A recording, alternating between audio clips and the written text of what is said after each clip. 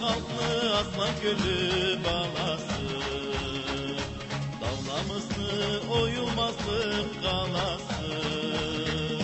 Her ne türlü haznadan da cerin vay hey, asıldır doğun gözlü Karaçay.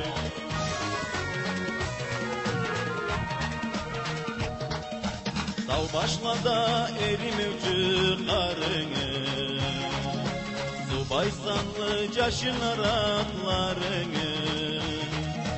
Doyalmayma gözlerimla inaklay hey, ak başlıklı caşı çepin Karaçay.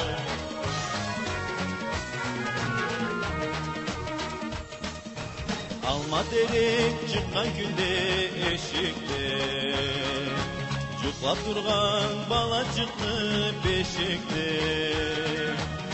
Bundan doğulanca men alay hay, solucana dağ kavanı Karaçay.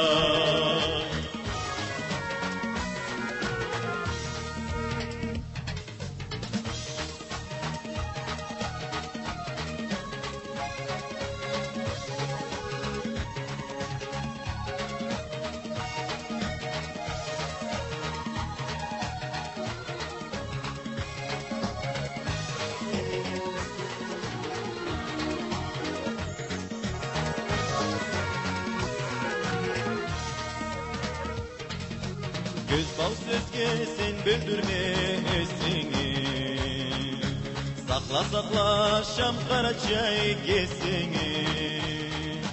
Sürgende da bolmağandı gölün say hey, ata yurdum ana sütüm Karaçay.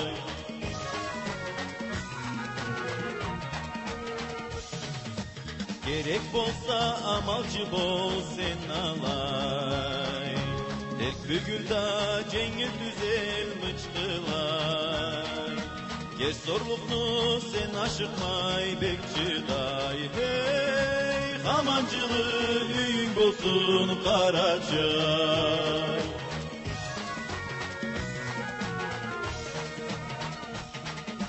Namus bolsun cürek kantım Karaçay, birlik bolsun ömür antım Karaçay. Bay dilini, hur dilini saklacay, adam sanın min kadüsün Karaçay. Adam sanın min kadüsün Karaçay. Adam sanın min kadüsün Karaçay.